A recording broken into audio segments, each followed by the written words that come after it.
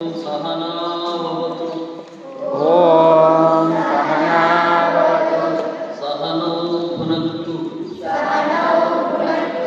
सह वीर्यं करवावहै तेजस्विनावधीतमस्तु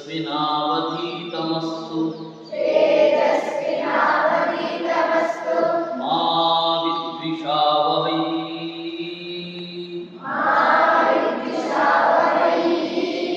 ॐ शान्ति शान्ति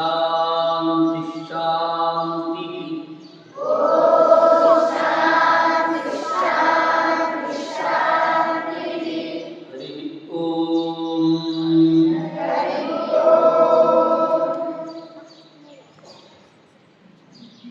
ನಚಿಕೇತ ಅವನ ಕಥೆ ಕೇಳಿದ್ದೀರ ಅಲ್ವಾ? ಎರಡನೇ ದಿವಸ ನಾನು ಹೇಳಿದ್ದೆ ನಚಿಕೇತನ ಕಥೆ. ನಚಿಕೇತ ಅಂತ ಒಬ್ಬ ಪುಟ್ಟ ಹುಡುಗ ಇದ್ದ. ಅವನು ಯಮನ ಹತ್ತಿರ ಹೋಗಿ ಪ್ರಶ್ನೆ ಕೇಳಿದ. ಅದಕ್ಕೆ ಯಮ ಏನು ಉತ್ತರ ಕೊಟ್ಟ? ಅದು ಕಠೋಪನಿಷತ್ತು. ನಚಿಕೇತನನ್ನು ನೀವು ಕೇಳಿದ್ದೀರ. ಆ ನಚಿಕೇತನ ತಂದೆ ಉದ್ದಾಲಕ ಅಂತ. ಯಾರು? ಅದಕ್ಕಿಂತ ಮೊದಲು ಅವನನ್ನು ಆರುಣಿ ಅಂತ ಕರೀತಾ ಇದ್ದ. ಉದ್ದಾಲಕನಿಗೆ ಒಂದು ಹೆಸರು ಬಂದಿತ್ತು, ಉದ್ದಾಲಕ ಅಂತ. ಉದ್ದಾಲಕ ಅನ್ನೋದು ಅದಕ್ಕಿಂತ ಮೊದಲು ಅವನನ್ನು ಆರುಣಿ ಅಂತ ಕರೀತಾ ಇದ್ದ. ಏನು ಆರುಣಿ ಅಂದ್ರೆ ಏನು ಗೊತ್ತಾ? ಅರುಣ ಎನ್ನುವವರ ಮಗ. ಅರುಣ ಅಂತ ಹೇಳಿ ಅವಳು ಋಷಿಕೆ. ಋಷಿಕೆ ಅಂದ್ರೇನು? ವೇದವನ್ನು ಚೆನ್ನಾಗಿ ತಿಳಿದವಳನ್ನ ಋಷಿಕಾ ಅಂತ ಕರೀತಾರೆ. ಈ ಅರುಣ ಅಂತ ಇದ್ದಲ್ಲ, ಅವಳ ಮಗ ಆರುಣಿ. ಅರುಣ ಅನ್ನುವವಳ ಮಗ ಆರುಣಿ. ಆರುಣಿ ಗುರುಕುಲದಲ್ಲಿ ಕಲಿತಾ ಇದ್ದ. ಅವಾಗ ಎಲ್ಲ ಗುರುಗಳು ಸೇವೆ ಮಾಡಬೇಕು. ಎಲ್ಲ ಕೆಲಸನೂ ಮಾಡಬೇಕು. ಇಂಥ ಕೆಲಸ ಇಲ್ಲ ಅಂತಿಲ್ಲ. ಗುರುಗಳಿಗೆ ಅಗ್ನಿಹೋತ್ರಕ್ಕೆ ರೆಡಿ ಮಾಡಿಕೊಳ್ಳೋದು, ಅಲ್ಲಿಂದ ಶುರುವಾಗಿ ಗುರುಗಳಿಗಿಂತ ಮುಂಚೆ ಹೇಳಬೇಕು. ಗುರುಗಳಿಗಿಂತ ಮುಂಚೆ ಹೇಳಬೇಕು. ಗುರುಗಳಿಂದ ಮುಂದೆ ಎಬ್ಸೋದಲ್ಲ, ಗುರುಗಳಿಗಿಂತ ಮುಂಚೆ ಹೇಳಬೇಕು. ಎದ್ದು ಚೆನ್ನಾಗಿ ಸೇವೆ ಮಾಡಿ ಎಲ್ಲ ಮಾಡಿ ರಾತ್ರಿ ಗುರುಗಳು ಮಲಗಿದ ಮೇಲೆ ಮಲಗಬೇಕು. ಬೆಳಗ್ಗೆ ಗುರುಗಳಿಗಿಂತ ಮುಂಚೆ ಹೇಳಬೇಕು. ರಾತ್ರಿ ಗುರುಗಳು ಮಲಗಿದ ಮೇಲೆ ಮಲಗಬೇಕು. ಈ ತರಹ ಇತ್ತು ಅವಾಗ. ಗೊತ್ತಾ? ಭೀಮಸೇನ್ ಜೋಶಿ ಗೊತ್ತಾ ನಿಮಗೆ? ಭೀಮಸೇನ್ ಜೋಶಿ ಹಾಡ್ತಾ ಇದ್ರಲ್ಲ, ಅವರು ಬೆಳಗ್ಗೆ 4 ಗಂಟೆಗೆ ಎದ್ರೆ 11 ಗಂಟೆಗೆ ಮಲಗೋದು. ರಾತ್ರಿ, ಮಧ್ಯಾಹ್ನ ಅಲ್ಲ, ರಾತ್ರಿ 11 ಗಂಟೆಗೆ. ಇಷ್ಟರ ಮಧ್ಯದಲ್ಲಿ ಪ್ರಾಕ್ಟೀಸ್. ಗೊತ್ತಾಯ್ತಾ? ಅದರಿಂದ ಅವಾಗ ಗುರುಕುಲದಲ್ಲಿ ಕಲಿಯೋದು ಅಂದರೆ ಸೇವೆ ಮಾಡೋದು ಅಂದರೆ ಬಹಳ. ಹಾಗೆ ಸೇವೆ ಮಾಡ್ತಾ ಇದ್ರು ಕಾಲದಲ್ಲಿ. ಆ ರೀತಿ ಇವರು ಸೇವೆ ಮಾಡ್ತಾ ಇದ್ದಾರೆ. ಒಂದು ಬಾರಿ ಈ ತರಹದ್ದು ಹೊಲ ಇರುತ್ತೆ, ಭತ್ತದ ಹೊಲ ನೋಡಿದ್ದೀರಾ? ಅದರಲ್ಲಿ ನೀರು ಹೊರಗಡೆ ಹೋಗಬಾರ್ದು, ಅಲ್ಲೇ ನಿಂತ್ಕೊಂಡಿರಬೇಕು. ಕಾಫಿ ತೋಟದಲ್ಲಿ ನೀರು ನಿಲ್ಲಬಾರದು. ಗೊತ್ತಾಯ್ತಾ? ಹರ್ಕೊಂಡು ಹೊರಟೋಗ್ತಾ ಇರಬೇಕು. ಭತ್ತದ ಗದ್ದೆಯಲ್ಲಿ ನೀರು ನಿಲ್ಲಬೇಕು. ಏನು ಮಾಡಿದ್ರು ನೀರು ನಿಲ್ತಾ ಇಲ್ಲ. ಮಳೆ ಬರ್ತಾ ಇದೆ, ನೀರು ನಿಲ್ತಾ ಇಲ್ಲ. ಬದು ಅಂತ ಹೇಳ್ತಾರೆ, ಗದ್ದೆಯ ಬದಿ.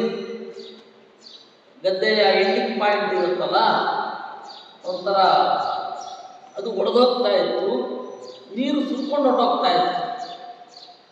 ಇವರು ಹೇಳಿದ್ರು, ಮಗು ಆರುಣಿ ಹೋಗು, ಗಚ್ಚ, ಕೇದಾರಖಂಡಂ ಬದಾನ, ಹೋಗು. ಆ ಒಂದು ಕೇದಾರ ಅಂತಂದರೆ ಹೊಲದ ತುಂಡು. ಕೇದಾರ ಖಂಡ, ಹೊಲದ ತುಂಡು ನೀರು ಸುಟ್ಕೊಂಡು ಹೋಗ್ತಾ ಇದೆ, ಅದನ್ನು ಬದಾನ, ಕಟ್ಟು ಅಂತ. ಇವನೇನು ಮಾಡಿದ, ಹೋದ, ಸ್ವಲ್ಪ ಮಣ್ಣು ತಂದು ಹಾಕಿದ, ಆ ಮಣ್ಣು ಕುಸಿತು. ಕಲ್ಲು ತಂದಿಟ್ಟ, ಬೇರೆ ಕಡೆಯಿಂದ ನೀರು ಹರಿಲಿಕ್ಕೆ ಶುರು ಆಯಿತು. ಏನು ಮಾಡಿದ್ರು ಗದ್ದೆ ನೀರು ನಿಲ್ಲಲಿಲ್ಲ. ಅದಕ್ಕೇನು ಮಾಡಿಬಿಟ್ಟ, ಅವನೇ ಮಲ್ಕೊಂಡ ಉದ್ದಕ್ಕೆ, ನೀರಿಗೆ ಅಡ್ಡವಾಗಿ. ಏನು ಮಾಡ್ದ, ನೀರಿಗೆ ಅಡ್ಡವಾಗಿ ಅವನೇ ಮಲ್ಕೊಂಡ.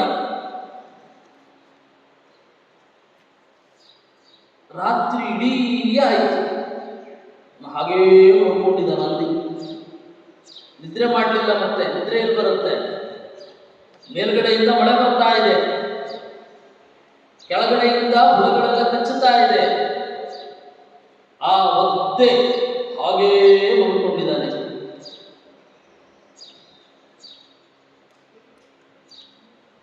ಮಾರನೇ ದಿವಸ ಬೆಳಗ್ಗೆ ಗುರುಗಳು ಪಾಠಕ್ಕೆ ಬರುವುದು. ಎಲ್ಲಿ ಆರುಣಿ ಅಂತ ಕೇಳೋದು. ಅಲ್ಲಿ ಉಪಮನ್ಯು ಅಂತ ಇದ್ದ. ಅವನು ಹೇಳ್ದ, ಗುರುಗಳೇ, ನಿನ್ನೆ ನೀವು ಕಳಿಸಿದ್ರಿ, ಗದ್ದೆ ಸೋರ್ಕೊಂಡು ಹೋಗ್ತಾ ಇದೆ, ಅದನ್ನು ತಡಿ ಅಂತ. ಅವನು ಹೋದವು, ನೀವು ಬಂದಿಲ್ಲ. ಹುಡ್ಕೊಂಡು ಬಂದರು, ಮಗು ಆರುಣಿ ಎಲ್ಲಿದ್ದೀ ಅಂತ. ಹತ್ತಿರಕ್ಕೆ ಬಂದು ಜೋರಾಗಿ ಕೂಗಿದ್ರು, ಮಗು ಆರುಣಿ, ವತ್ಸ ಆರುಣಿ, ಕ್ವಾಸಿ, ಕ್ವಾ ಅಸಿ, ಸಂಸ್ಕೃತದಲ್ಲಿ ಎಲ್ಲಿದ್ದಿ ಅಂತ. ಎಲ್ಲಿದ್ದಿ ಅಂತಂದು.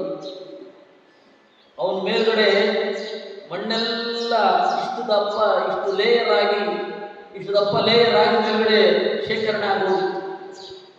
ಅದನ್ನು ಸೀಳಿಕೊಂಡು ಎದ್ದ. ಅದಕ್ಕೆ ಅವನಿಗೆ ಉದ್ದಾಲಕ. ಇವತ್ತಿನಿಂದ ನಿನ್ನ ಹೆಸರು ಉದ್ದಾಲಕ.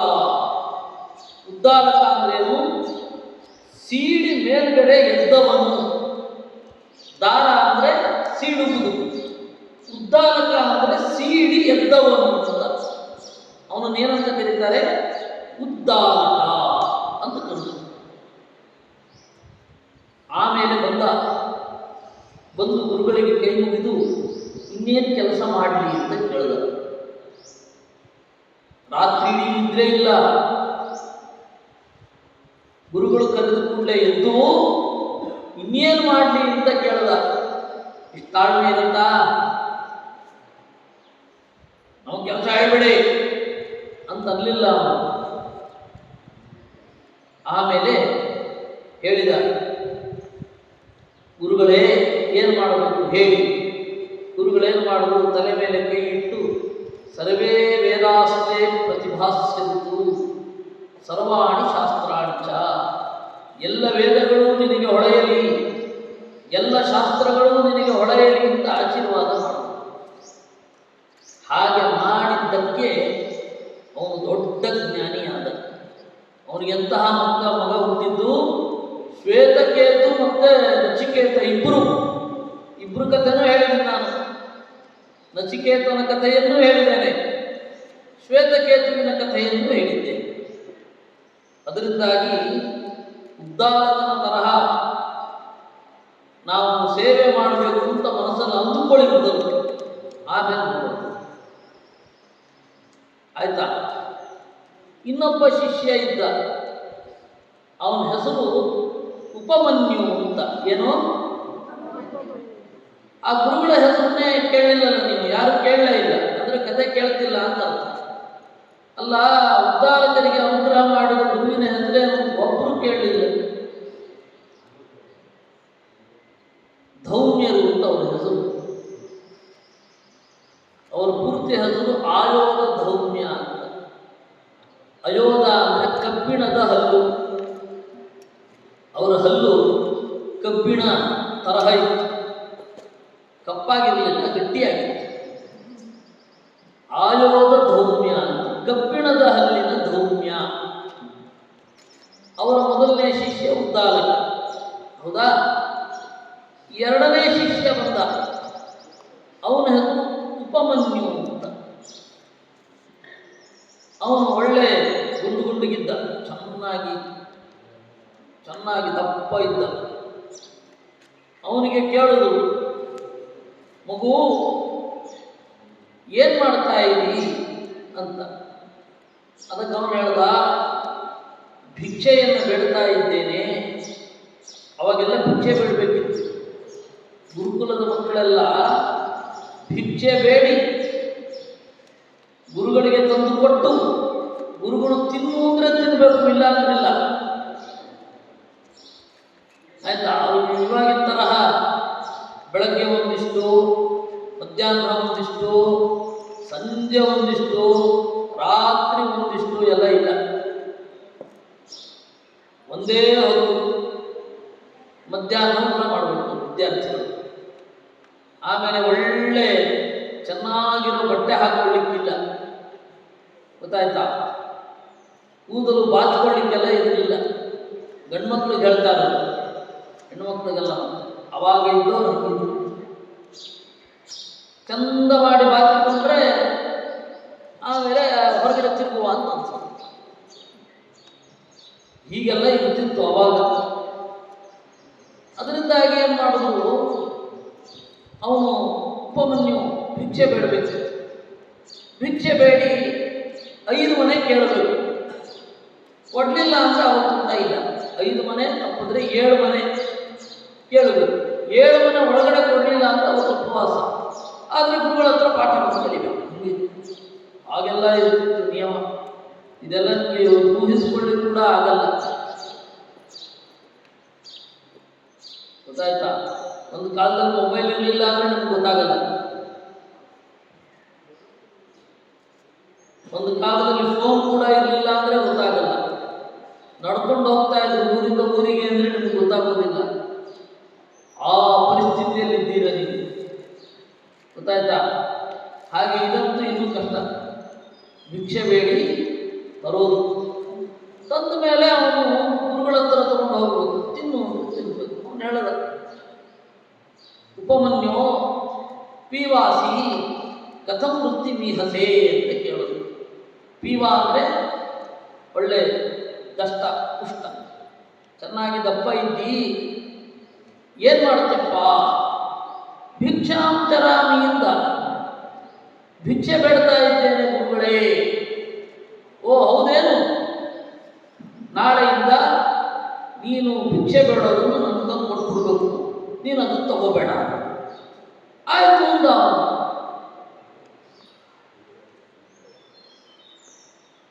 ಆಯ್ತು ಅಂತ ಹೇಳಿ ಮತ್ತೆ ಅವನು ಒಂದು ಸ್ವಲ್ಪ ದಿವಸ ಬಿಟ್ಟು ನೋಡಿದ್ರು, ಒಂದು 15 ದಿವಸ ಬಿಟ್ಟು ನೋಡಿದ್ರು, ಮತ್ತೆ ದಪ್ಪನೇ ಇದ್ದಾನೆ ಉಪಮನ್ಯು. ಪೀವಾಸಿ ದಪ್ಪ ಇದ್ದಿ, ಭಿಕ್ಷಾಂ ನಚರಸಿ, ಭಿಕ್ಷಾನ್ನದಲ್ಲಿ ಊಟ ಮಾಡೋದಿಲ್ಲ. ಮತ್ತೆ ಹೇಗೆ? ಕೇನ ವೃತ್ತಿಂ ಕಲ್ಪಯಸಿ, ಹೇಗೆ ಬದುಕ್ತಾ ಇದ್ದಿ? ಅದಕ್ಕೆ ಅವನು ಹೇಳ್ದ, ಭಗವತೆ ವೃತ್ತಿ ನಿವೇದ್ಯ ಪುನರಪರಂ ಚಲಾಮಿ. ತಮಗೆ ಕೊಟ್ಟುಬಿಟ್ಟು ಮತ್ತೆ ಹೋಗಿ ಬೇಡ್ತೇನೆ ಅಂತ. ಓಹೋ, 2ನೇ ಬಾರಿ ಬೇಡ್ತಾ ಇದೆಯಾ? ಹೌದು, ನಾಳೆಯಿಂದ ಅದನ್ನು ಮಾಡಬೇಡ. ಸರ್ವೇಷಾಂ ಮೃತ್ಯುಪರೋಧಂ ಚರಸ. ಎಲ್ಲರಿಗೂ, ಯಾಕೆಂದರೆ ನಿಂತಹ ವಿದ್ಯಾರ್ಥಿಗಳು ಬೇಕಾಷ್ಟು ಜನ ಇರ್ತಾರೆ. ನೀನೊಬ್ಬ 2ನೇ ತಗೊಂಡ್ರೆ ಇನ್ನೊಬ್ಬನಿಗೆ ಕೊಡ್ಲಿಕ್ಕಿರಲ್ಲ. ಅವನಿಗೆ ತಿರುಗಬೇಡ. ಹಾಗೆ 2ನೇ ಬಾರಿ ಭಿಕ್ಷೆ ಕೇಳಬೇಡ. 1ನೇ ಬಾರಿ ಕೇಳಿದ್ದು ನಮ್ಗೆ ತಂದು ಕೊಟ್ಬಿಡು. ಗುರುಗಳ ಮೇಲೆ ಸಿಟ್ಟು ಬರ್ತಾ ಇದೆ ನಿಮಗೆ? ಸಿಟ್ಟು ಬರ್ತಿದ್ಯಾ? ಸರಿ, ಇನ್ನೊಂದು ಸ್ವಲ್ಪ ದಿವಸ ಬಿಟ್ಟರು,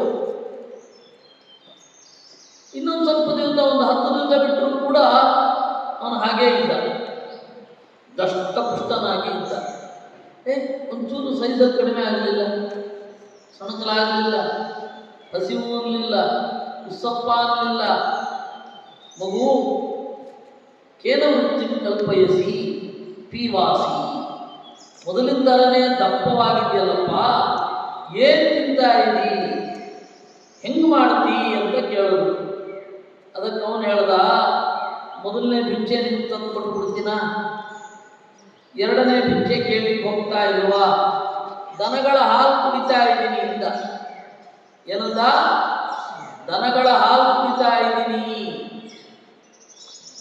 ಅದಕ್ಕೆ ಅವರು ಹೇಳಿದ್ರು, ಆ ದನಗಳಿಗೆ ನೀನ ಮಾಲೀಕ, ಆ ದನಗಳು ನನ್ನದು. ಋತೆ ಮದಜ್ಞಾಂ ಕಥಂ ಪಿಬಸಿ, ನಾನು ಅನುಮತಿನೇ ಕೊಟ್ಟಿಲ್ಲ, ಹೇಗೆ ಕುಡಿತಾ ಇದ್ದೀನಿ ಅದನ್ನ? ನಾಳೆಯಿಂದ ಕುಡಿಬೇಡ ಅಂದು. ಒಂದು ಸ್ವಲ್ಪ ದಿವಸ ಆಯಿತು, ಮತ್ತೆ ಗಟ್ಟಿಯಾಗಿದ್ದಾನೆ. ಅವ್ರು ಕೇಳಿದ್ರು, ಉಪಮನ್ಯು ಆಯಾಹಿ, ಬಾರಯ್ಯ, ನಿನಗೆ ಮೊದಲನೇ ಬಾರಿ ಭಿಕ್ಷೆ ಬೇಡ್ತಾ ಇದ್ದೀನಿ, ನನಗೆ ತಂದು ಕೊಡ್ತಾ ಇಲ್ಲ. ದ್ವಿತೀಯಾಂ ನಚರಸಿ, ಎರಡನೇ ಬಾರಿ ಭಿಕ್ಷೆ ಬೇಡ್ತಾ ಇಲ್ಲ, ಗೋವುಗಳ ಹಾಲನ್ನು ಕುಡಿತಾ ಇಲ್ಲ, ಇನ್ನೂ ದಪ್ಪವಾಗಿದೆಯಲ್ಲ ಹೆಂಗೆ ಅಂತ ಕೇಳಿದ್ರು. ಅದಕ್ಕೆ ಅವನು ಹೇಳಿದ, ಹಸುಗಳ ಹಾಲನ್ನು ಕುಡಿದು ಕರು ತನ್ನ ಬಾಯಲ್ಲಿ ನೊರೆ ಬರುತ್ತೆ, ಕರುವಿನ ಬಾಯಲ್ಲಿ ನೊರೆ ಬರುತ್ತೆ, ಆ ನೊರೆಯನ್ನು ತಿಂತಾ ಇದ್ದೀನಿ. ತೇನ ಪೀವಾಸ್ಮಿಯಿಂದ, ಕರುವಿನ ಬಾಯಲ್ಲಿ ಬರುವ ನೊರೆಯೂ ಕೂಡ ಒಳ್ಳೆ ಪುಷ್ಟಿ, ಆ ನೊರೆ ತಿಂತಾ ಇದ್ದೀನಿ ಅಂತ. ಅದಕ್ಕೆ ಅವರು ಹೇಳಿದ್ರು, ಕರುಗಳು ನಿನಗಾಗಿ ಹಾಲು ಕುಡಿದು ನೊರೆ ಬಿಡ್ತಾ ಇವೆ, ನೀನು ತಿಂದರೆ ಅವುಗಳಿಗೆ ಪುಷ್ಟಿ ಬರಲ್ಲ, ನಾಳೆಯಿಂದ ಅದನ್ನು ತಿನ್ಬೇಡ. ಏನೋ ಅದನ್ನೂ ತಿನ್ಬೇಡ ಅಂದ್ರು. ಈಗ ಉಪಮನ್ಯು ಮೊದಲನೇ ಬಾರಿ ಭಿಕ್ಷೆ ಬೇಡಿದ್ದನ್ನ ಏನು ಮಾಡಬೇಕು? ಗುರುಗಳಿಗೆ ಕೊಡಬೇಕು. ಎರಡನೇ ಬಾರಿ ಭಿಕ್ಷೆ ಬಿಡೋ ಹಾಗಿಲ್ಲ, ಹಾಲು ಕುಡಿಯೋ ಹಾಗಿಲ್ಲ, ಕರುವಿನ ಬಾಯಲ್ಲಿ ಬಂದ ನೊರೆ ತಿನ್ನೋ ಹಾಗಿಲ್ಲ. ಏನು ಮಾಡಬೇಕು ಅವನಿಗೆ? ಹಸಿವು ತಡಿಲಿಕ್ಕಾಗದೆ ಎಕ್ಕದ ಎಲೆ ತಿನ್ಬಿಟ್ಟ. ಅರ್ಕಪತ್ರಾಣಿ ಅಭಕ್ಷಯತ್. ಅರ್ಕಪತ್ರ ಅಂದ್ರೇನು? ಎಕ್ಕದ ಎಲೆ ತಿನ್ಬಿಟ್ಟ. ತೇಷಾಂ ಅರ್ಕಪತ್ರಾಣ ಅತ್ಯುಷ್ಣತ್ವಾತ್ ರಂಧೀಬಭೂವ, ಅದು ವಿಪರೀತ ಖಾರ, ಉಷ್ಣ, ಕಣ್ಣುಟಾಯ್ತು ಅವನಿಗೆ. ಏನೋ ಉಪಮನ್ಯುವಿಗೆ ಕಣ್ಣು ಹೊರಟೋಯ್ತು. ಅಪಥೇನ ಗತ್ವ ಕೂಪೆ ಪತಿತ, ದಾರಿ ತಪ್ಪಿ ಹೋಗಿ ಒಂದು ದೊಡ್ಡ ಹಾಳು ಬಿದ್ದ ಬಾವಿಯಲ್ಲಿ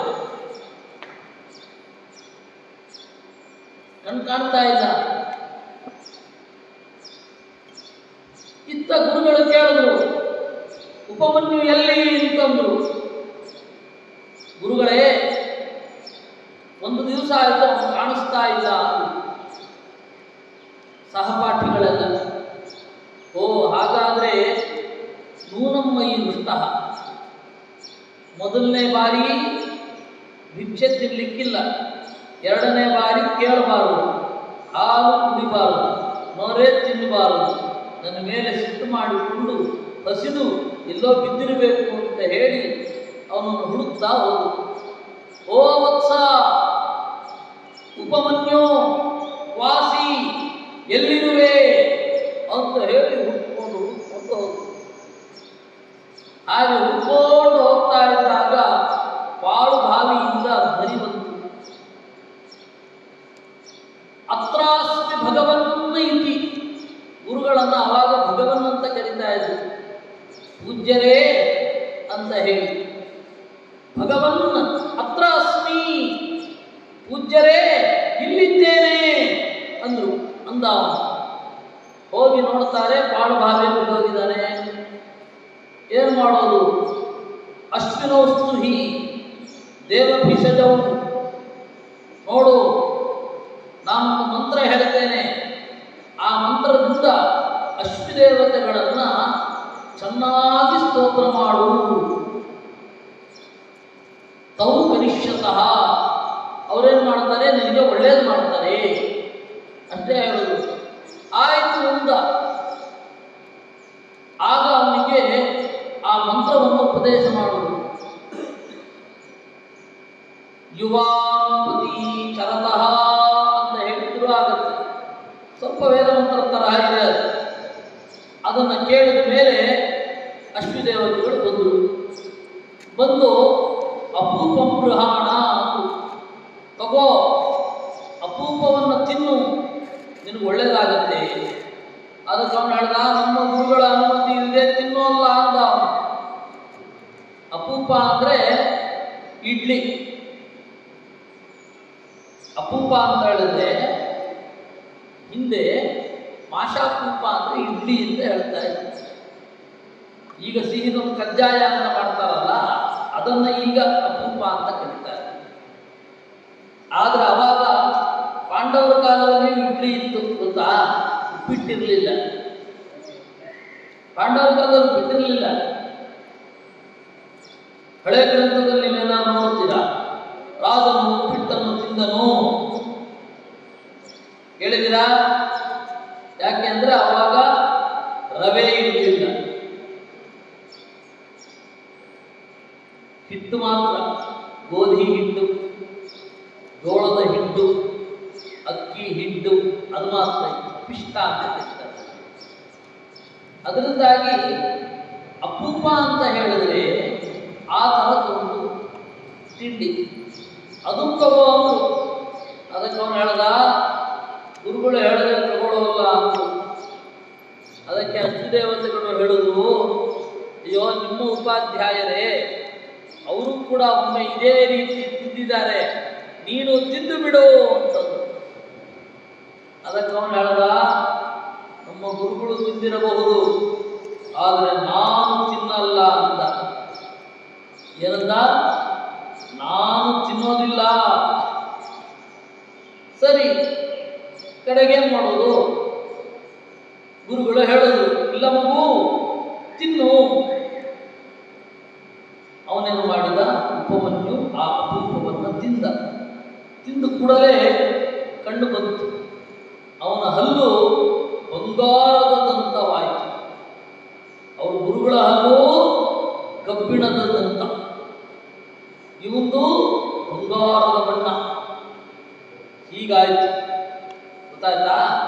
ಕಟ್ಟಿಸ್ಕೊಳ್ಳೋದಲ್ಲ, ನಮಗೆ ಸಹಜವಾಗಿ ಆಯಿತು. ಇದು ಗುರುಸೇವೆಯ ಮಹತ್ವ.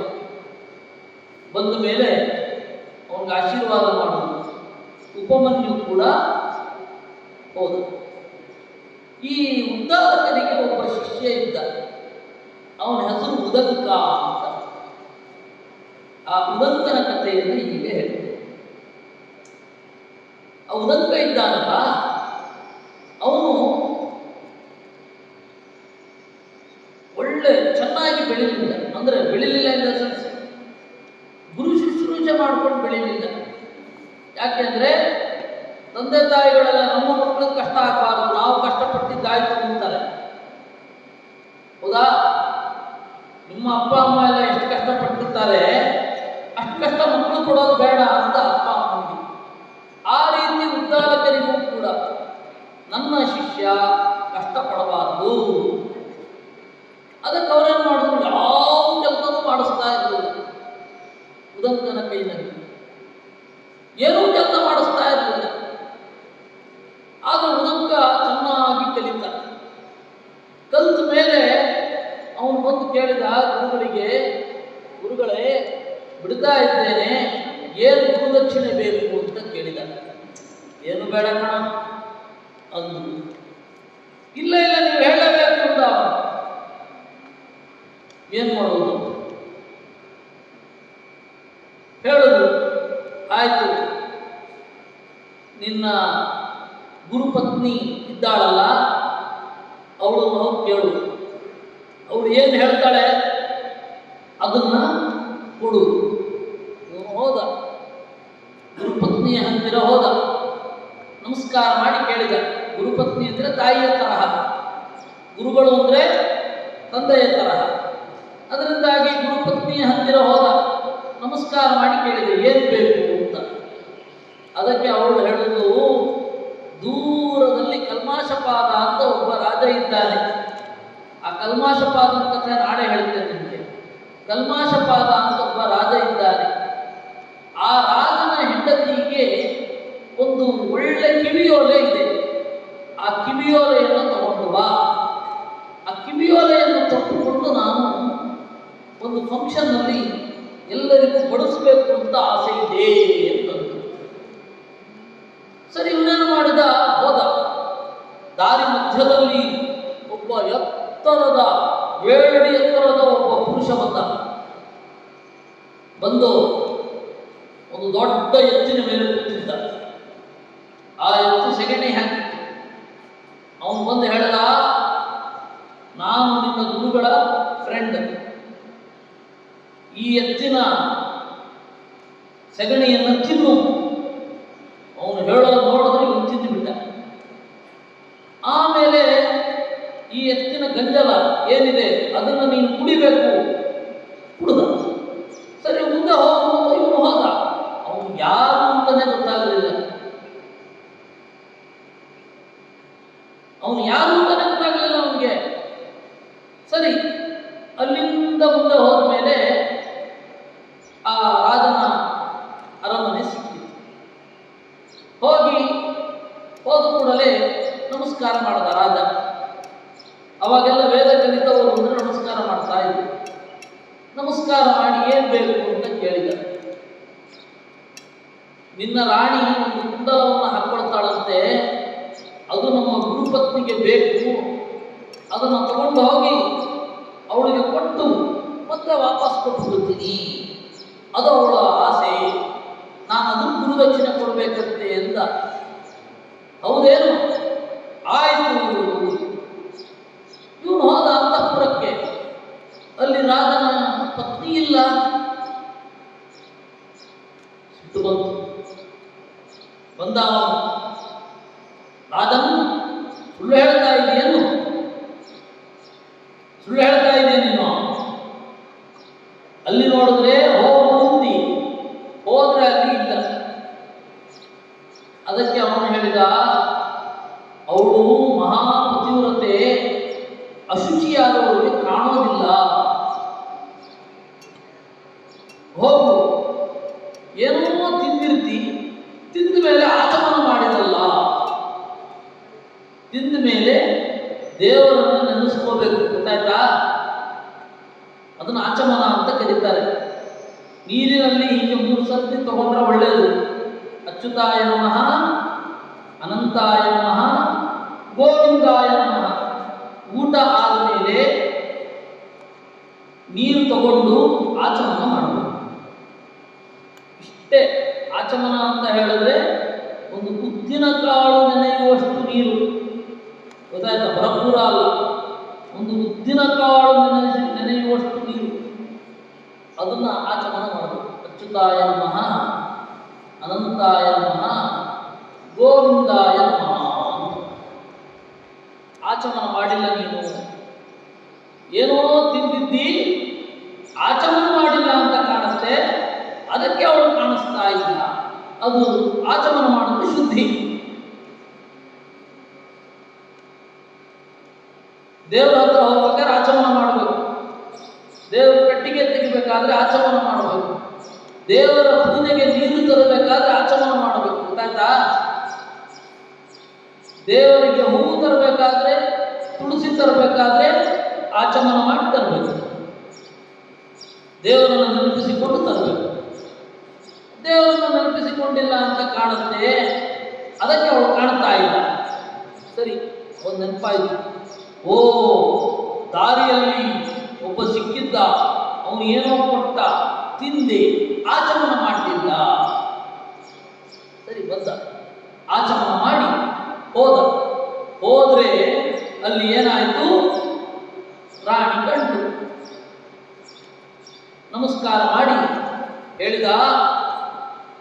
ನಾನು ಹೀಗೆ ಒಬ್ಬ ಗುರುಪತ್ನಿಯಿಂದ ಬಂದಿದ್ದೇನೆ. ನಮ್ಮ ಗುರುಗಳು ಉದ್ದಾಲಕರ ಹೆಂಡತಿ ನಿಮ್ಮ ಕಿವಿಯೋಲೆಯನ್ನು ಕೊಟ್ಟುಕೊಂಡು ಊಟ ಬಡಿಸ್ಬೇಕಂತೆ, ಅದಕ್ಕೆ ಅದನ್ನು ಕೊಡಿ. ಅವಳು ಕೊಟ್ಟು ಹೇಳಿದ್ರು, ತಕ್ಷಕ ಅಂತ ಒಬ್ಬ ನಾಗ ಇದ್ದಾನೆ, ಅವನಿಗೆ ಈ ಓಲೆಯ ಮೇಲೆ ಕಣ್ಣಿದೆ, ಎಚ್ಚರ ಇರಲಿ ಅಂತಂದು. ಇವನೇನು ಮಾಡಿದ, ಆಯ್ತು ಅಂತ ಹೋಗುವಾಗ ಆ ರಾಜ ಹೇಳಿದ, ನೀವು ಹೇಗೂ ಒಳ್ಳೆ ಬ್ರಾಹ್ಮಣರು ಬಂದಿದ್ದೀರಿ, ಶ್ರಾದ್ದ ಮಾಡಿ ನೀವು ಇಲ್ಲೇ ಇರಬೇಕು ಅಂತ. ಅವಾಗೆಲ್ಲ ಶ್ರಾದ್ದದಲ್ಲಿ ಜ್ಞಾನಿಗಳು ಬಂದರೆ ಶ್ರಾದ್ದ ಮಾಡಿ ಊಟಕ್ಕೆ ಹಾಕಿ ಕಳಿಸ್ತಾರೆ. ಪಿತೃದೇವತೆಗಳ ಆರಾಧನೆ ಗೊತ್ತಾಯ್ತಾ. ನಮಗೆ ಈ ದೇಹ ಕೊಟ್ಟವರು ಯಾರು? ತಂದೆ ತಾಯಿಗಳು. ಆ ತಂದೆ ತಾಯಿಗಳಿಗೆ ಅವರಪ್ಪ ಅಮ್ಮನಿಗೆ ಅವರಪ್ಪ ಅಮ್ಮನ ಎಲ್ಲ ಮಾಡಿದ್ರು ಅಲ್ವಾ. ಅವರು ನೆನಪಿಸ್ಕೋಬೇಕಲ್ವಾ. ಏನು ಅದ್ಭುತವಾದ ಕೈ ಕೊಟ್ಟಿದ್ದಾರೆ, ಕಾಲು ಕೊಟ್ಟಿದ್ದಾರೆ, ಯೋಚನೆ ಮಾಡೋ ಬುದ್ಧಿ ಶಕ್ತಿ ಕೊಟ್ಟಿದ್ದಾರೆ, ಒಳ್ಳೆ ಬಟ್ಟೆ ಕೊಟ್ಟಿದ್ದಾರೆ, ನೆನಪಿಸ್ಕೋಬೇಕಲ್ವಾ. ಆ ನೆನಪಿಸ್ಕೊಳ್ಳೋದನ್ನೇ ಶ್ರಾದ್ದ ಅಂತ ಕರೀತಾರೆ. ಏನೋ ಶ್ರಾದ್ದ. ಶ್ರಾದ್ದ ಅಂದ್ರೇನು? ಶ್ರದ್ಧೆಯಿಂದ ನೆನಪಿಸಿಕೊಳ್ಳುವುದು ಅಂತ. ಅವನೇನು ಮಾಡಿದ, ಊಟಕ್ಕೆ ಕೂತ್ರೆ ಊಟದಲ್ಲಿ ಒಂದು ಕೂದಲು ಬಂದರೆ ಎದ್ದು ಬಿಡಬೇಕು ಅಂತ ಹಿಂದೆ ಎಲ್ಲ ಇವಾಗಿನ ತರಹ ಕೂದಲು ಸಿಕ್ಕಿದ್ರೆ ತೆಗೆದು ಪಕ್ಕದಲ್ಲಿ ಇಡ್ತೀವಿ. ಆಗ ಕೂದಲು ಸಿಕ್ಕಿದ್ರೆ ಎದ್ದು ಬಿಡಬೇಕು. ಇವು ನೋಡಿದ ಉದಕ್ಕ, ನೀನು ಕೆಟ್ಟ ಅನ್ನವನ್ನು ಹಾಕ್ತಾ ಇದ್ದಿ, ತಣ್ಣಗಾಗಿದೆ ಮತ್ತೆ ಕೂದಲು ಬಿದ್ದಿದೆ, ಅದರಿಂದಾಗಿ ನಿನಗೆ ಆರೋಗ್ಯ ಸರಿ ಇಲ್ಲದೆ ಇರಲಿ ಅಂತ ಶಾಪ ಕೊಟ್ಟ. ಅದಕ್ಕೆ ಅವನು ಹೇಳಿದ, ನೀನು ಕೂಡ ಕುರುಡಾಗುವಂತಾಗಲಿ ಅಂತಂದ. ಆದರೆ ನೋಡಿದ್ರೆ ಅನ್ನದಲ್ಲಿ ಕೂದಲಿತ್ತು. ಆಗ ಅವನು ಹೇಳಿದ, ನೋಡು, ನಾನು ನನ್ನ ಶಾಪವನ್ನು ಉಪಸಂಹಾರ ಮಾಡಿಕೊಳ್ತೇನೆ, ನಿನ್ನ ಶಾಪವನ್ನು ಉಪಸಂಹಾರ ಮಾಡಿಕೊಳ್ಳುವಂತ ಉದಂಕ. ಅದಕ್ಕೆ ಅವನೇನು ಹೇಳ್ದ ಗೊತ್ತಾ? ಆಗಲ್ಲ ಅಂದ. ನವನೀತಂ ಹೃದಯಂ ಬ್ರಾಹ್ಮಣಸ್ಯ ವಾಚಿಕ್ಷುರೋ ನಿಹಿತಸ್ತೀಕ್ಷ್ಣಧಾರಾ ವಿಪರೀತಂ ತತ್ಕ್ಷತ್ರಿಯಸ್ಯ ವಾಂ ನವನೀತಂ ಹೃದಯಂ ಸ್ವರಧಾರಾಂ ಭವತಿ. ಬ್ರಾಹ್ಮಣರ ಮಾತು ಹೊರಟು, ಹೃದಯ ಒಳ್ಳೆಯದು. ಈ ರಾಜರಿರ್ತಾರಲ್ಲ, ಅವರ ಹೃದಯ ಕಠೋರ. ಬೇಕಾದ್ರೆ ನೋಡಿ, ದೊಡ್ಡವರು ಜ್ಞಾನಿಗಳು ಎಲ್ಲ ಸಿಟ್ಟು ಮಾಡಿಕೊಂಡ ಒಂದು ಕ್ಷಣಕ್ಕೆ ಸಮಾಧಾನ ಆಗುತ್ತಾರೆ. ಆದರೆ ಆಡಳಿತ ವ್ಯವಸ್ಥೆಯಲ್ಲಿ ಇರ್ತಾರಲ್ಲ, ಅವ್ರಿಗೆ ಸಿಟ್ಟು ಬಂದರೆ ಹೋಗೋದೇ ಕಷ್ಟ, ಬಿಟ್ಬಿಡೋದೇ ಇಲ್ಲ ಅವರು. ಹಾಗೆ ನಾನು ಯಾವನು ಕೇರ್ ಮಾಡಲ್ಲ ಅಂದ ರಾಜ. ಇರ್ಲಿ, ನೀನೇ ತಪ್ಪು ಮಾಡಿದ್ದಿ, ಅಲ್ಲಿ ಅನ್ನದಲ್ಲಿ ಕೂದಲಿಂದ ಹೋದ್ರೆ ನಮಗೆ ಕಣ್ಣು ಕುರುಡಾಗಬೇಕಿತ್ತು, ನನ್ನ ಕಣ್ಣು ಕುರುಡಾಗೋದಿಲ್ಲ, ಯಾಕೆ ಅಂದರೆ ನಿನ್ನದೇ ತಪ್ಪಿದೆ ಅಂತ ಹೇಳಿ ಉದಂಕ ಏನು ಮಾಡಿದ, ಶಾಂತನಾಗಿ ಅಲ್ಲಿಂದ ಹೊರಟ ಮೇಲೆ ಒಬ್ಬ ಅಹಿವಾದನು ಬಂದ.